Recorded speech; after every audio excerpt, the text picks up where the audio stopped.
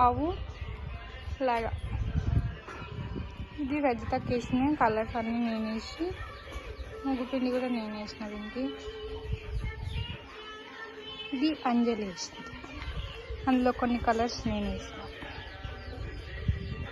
అంటే మాది కొంచెం అన్ఈవెన్గా ఉంది ఇదంతా, అందుకనేసి ఇట్లా వచ్చినాయి ముగ్గులు. ఇది బాగా అనిపిస్తుంది నాకు.